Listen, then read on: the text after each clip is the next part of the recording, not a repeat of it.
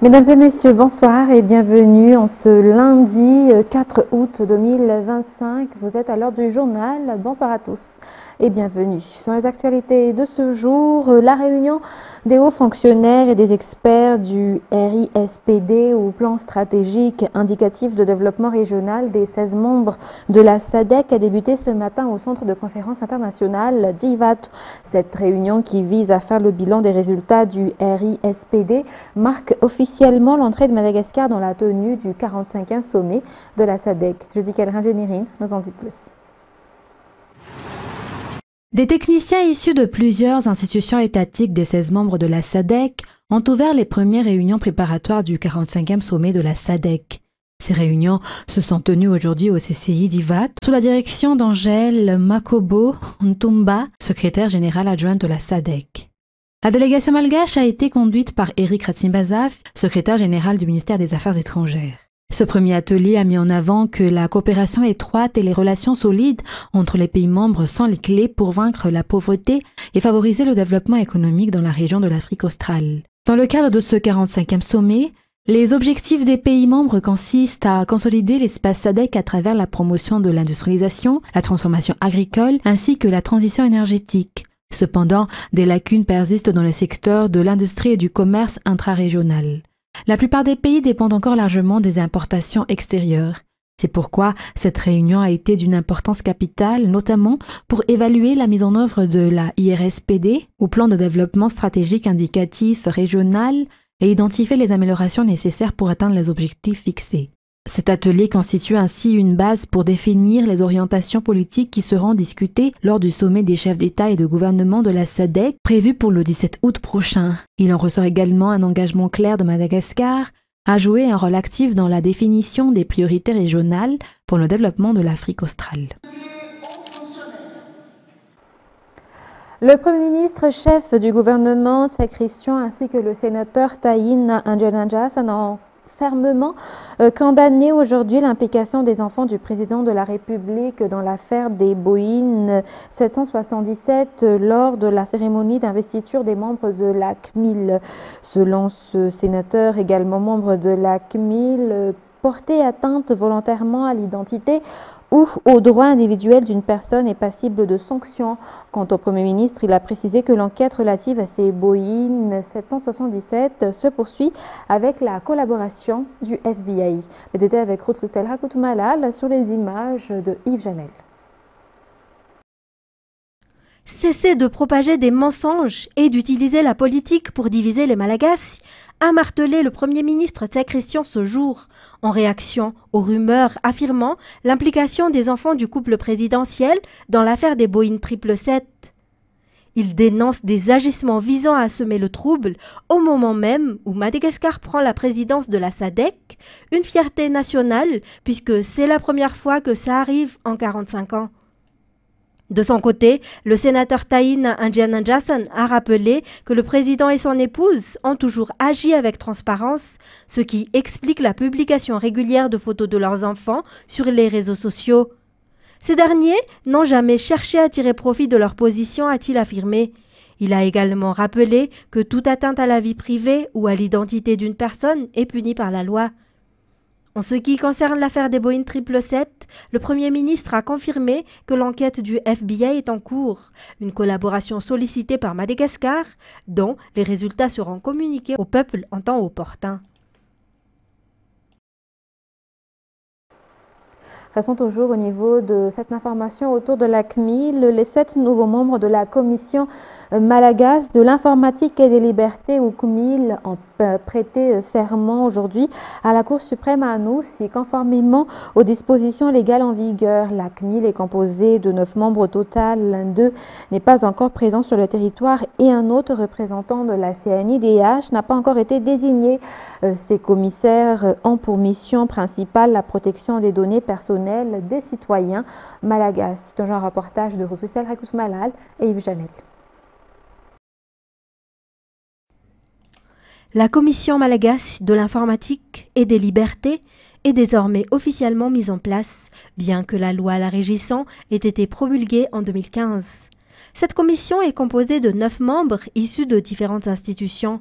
l'Assemblée nationale, le Sénat, la Cour de cassation, le Conseil d'État auprès de la Cour suprême, la Cour des comptes, le secteur privé désigné par la Chambre de commerce et d'industrie, la Fédération des ingénieurs et la CNIDH. Parmi ces membres, 7 ont prêté serment ce jour lors d'une cérémonie solennelle.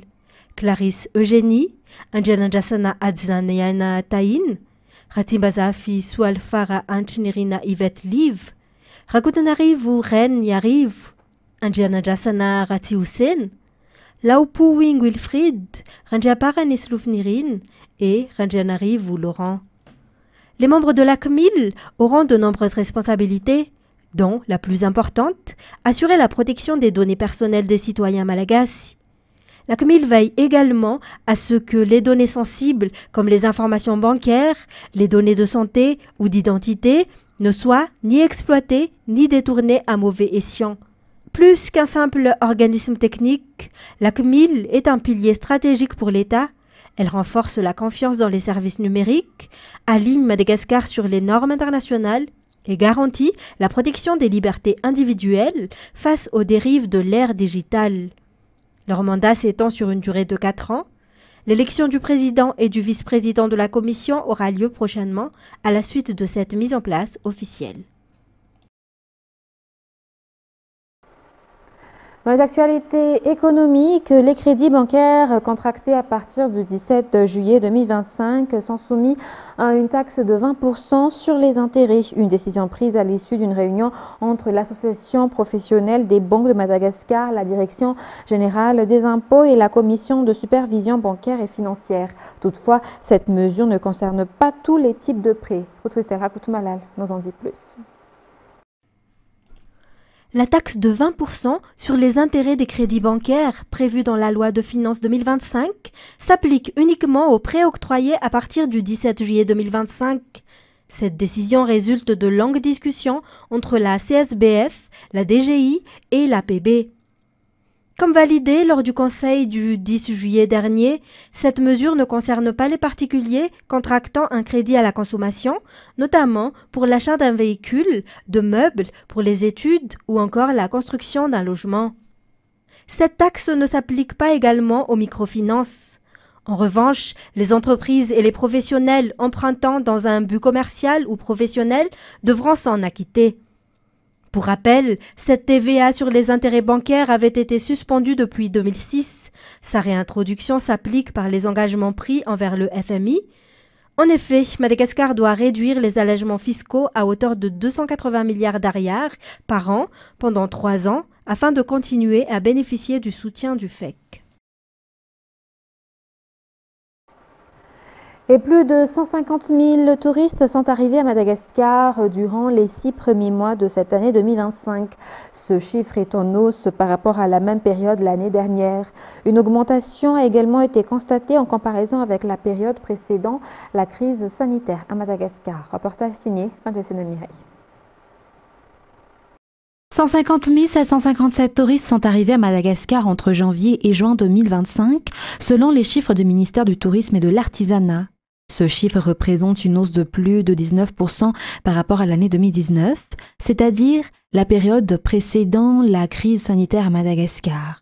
En 2019, le pays avait accueilli 125 733 visiteurs au cours du premier semestre. Cette progression est également visible par rapport à l'année dernière. Durant le premier semestre de 2024, 147 822 touristes avaient été enregistrés à Madagascar. Cette augmentation témoigne de la confiance que les touristes accordent à Madagascar. Le pays progresse ainsi étape par étape vers l'objectif d'1 million de touristes d'ici 2028. Les actualités sociales à présent, des écoles publiques situées dans 2 districts de la région d'Anous bénéficieront du projet IGER à travers le ministère de l'Éducation nationale pour l'année scolaire 2025-2026. Ce projet permettra l'octroi des bourses scolaires afin d'aider les parents à envoyer leurs filles à l'école. Les classes de T6, T7 et T8 seront concernées par cette initiative. L'objectif, selon les enquêtes, est de réduire le taux d'abandon scolaire chez les adolescentes. Reportage de Anienne Martina. 1 1747 collèges publics répartis dans 68 zones d'administration scolaire à travers tout Madagascar seront concernés par le projet IGER, officiellement présenté à Tolaniar, capitale de la région Anossi. Ce vaste projet, porté par le ministère de l'Éducation nationale, vise à réduire le taux d'abandon scolaire chez les adolescentes malgaches. Le projet prévoit l'attribution de bourses scolaires pour soutenir les parents dans la scolarisation de leurs filles. Les frais de scolarité pour les élèves de la 6e à la 4e seront pris en charge et versés directement dans les collèges publics par l'intermédiaire des comités de gestion scolaire. Les jeunes filles bénéficiaires recevront un appui financier annuel, sous réserve de confirmation de leur inscription effective au sein des CEG. La région d'Anossi, de district Tolaniar et Béchouk profiteront de cette initiative. Selon le gouverneur de la région d'Anossi, ce projet démontre que l'éducation constitue une priorité pour l'État et répond en même temps aux besoins essentiels de la population locale. Le projet IGER est financé par la Banque mondiale et mis en œuvre sous l'égide du ministère de l'Éducation nationale.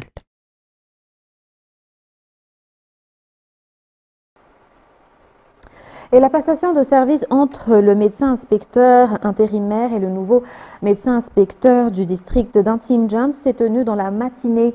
Le docteur Ravelnzatu Vatsu a été nommé à ce poste suite à un décret officiel. Elle assurera désormais la gestion du système de santé au niveau du district d'Antsimjan. Ce district comprend l'ensemble des structures sanitaires réparties dans les communes qui le composent, incluant les centres de santé de base au CSB ainsi qu'un grand hôpital de référence tel que le CHRD. Le député d'Antsimjan, Anjrativayin, le directeur régional de la santé publique de la région Analaming, un représentant du ministère de la Santé ainsi que les agents de santé opérant dans le district d'Antsimjan ont assisté à cette passation de service.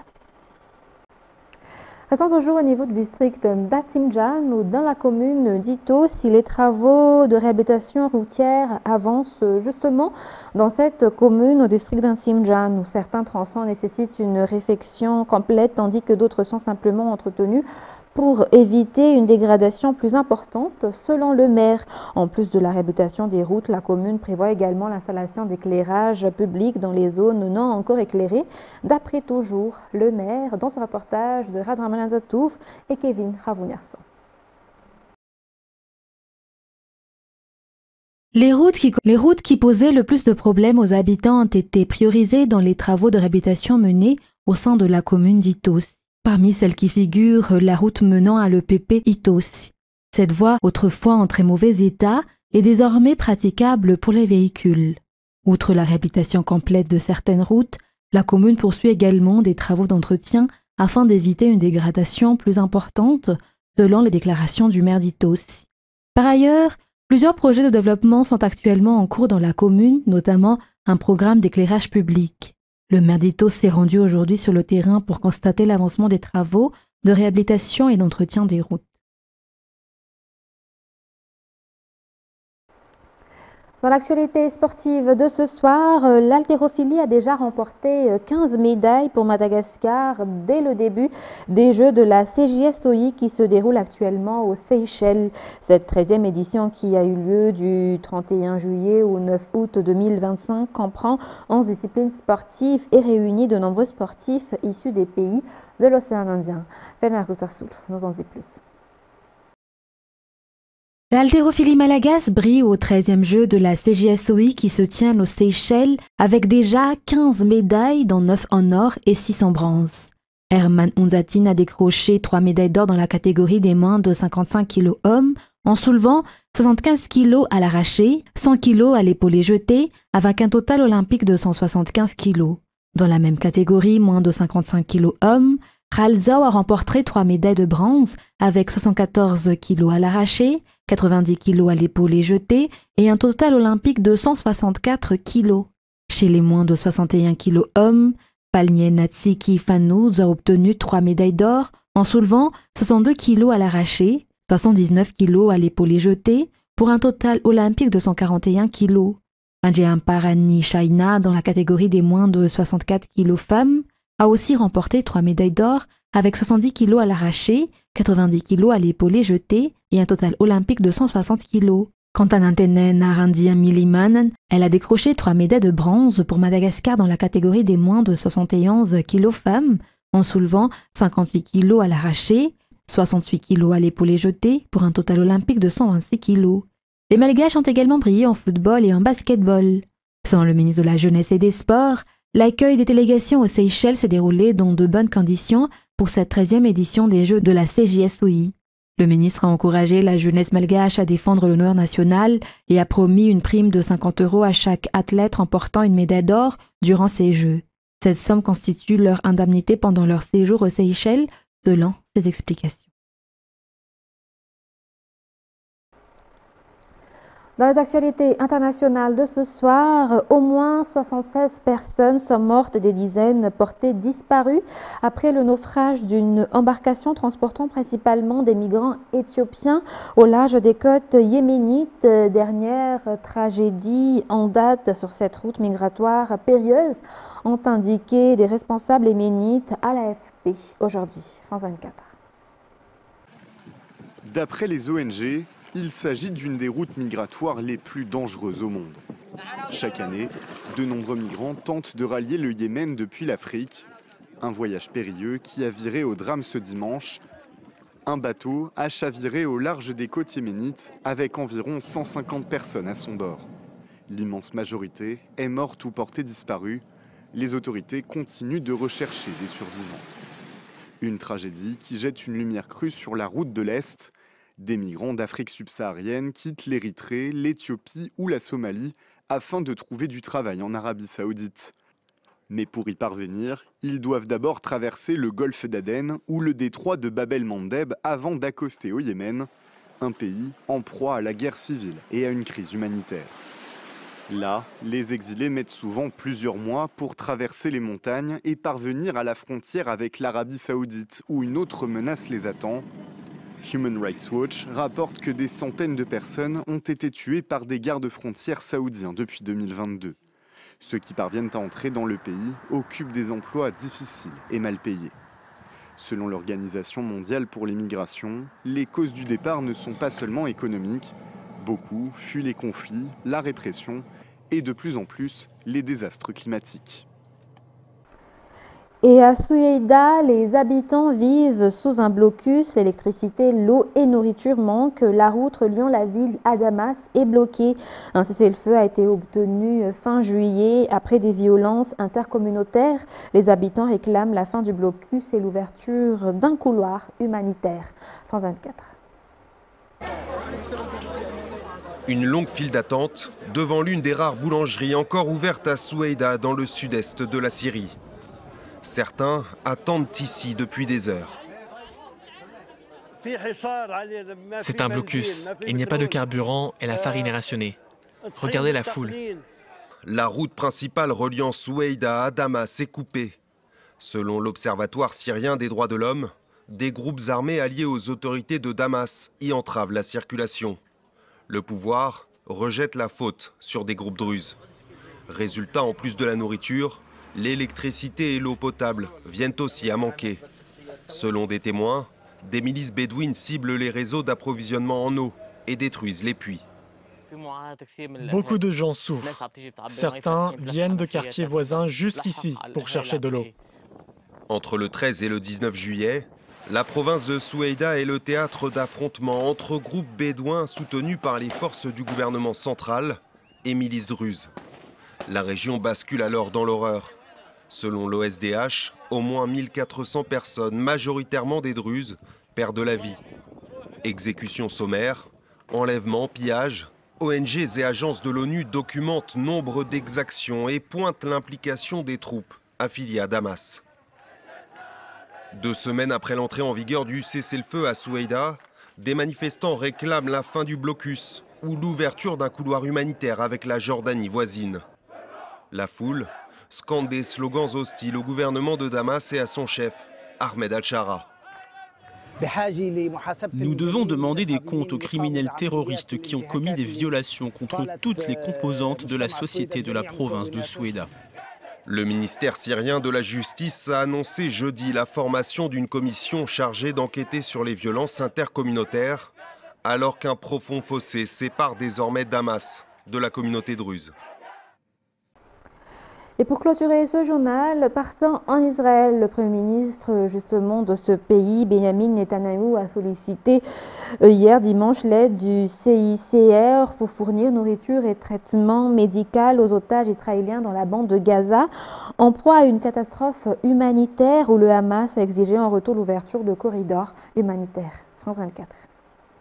667 jours de captivité dans les tunnels de Gaza. Et ce sinistre rappel hier du Hamas dans cette vidéo de 5 minutes que nous ne montrerons pas d'un otage, Eviatar David, expliquant sous la contrainte de ne pas manger tous les jours et être obligé de creuser sa propre tombe. Le jeune homme de 24 ans est entre les mains du mouvement islamiste depuis le 7 octobre 2023. Tout comme Rom Bratlavski, ici avant son enlèvement.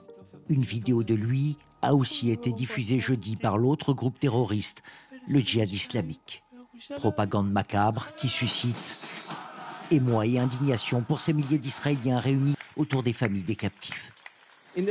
Dans leur état actuel, inimaginable, il ne leur reste peut-être que quelques jours à vivre. Le Hamas se sert d'Eviatar pour l'une des campagnes de cruauté les plus horribles et calculées qu'on puisse imaginer. Des familles qui manifesteront tant qu'il y aura des otages. 27 seraient décédés selon l'armée israélienne, 22 encore vivants. Nous ne pouvons plus supporter ça, pas même une minute de plus, sans le ramener à la maison. Maintenant. L'émissaire américain Steve Witkoff, au lendemain de sa visite à Gaza, est même venu sur la place des otages et s'est entretenu avec des familles pendant près de 3 heures. Et certains proches de captifs de rappeler que jamais le Premier ministre Netanyahou n'a pris la peine de le faire. Pour les familles, seul un cessez-le-feu à Gaza peut permettre la libération des otages au plus vite. Mais pour l'instant, les négociations indirectes entre Israël et le Hamas sont dans l'impasse. Mesdames et messieurs, c'est la fin de ce journal. Nous vous remercions de votre fidélité. Très bon suite de programme sur Viva. Au revoir.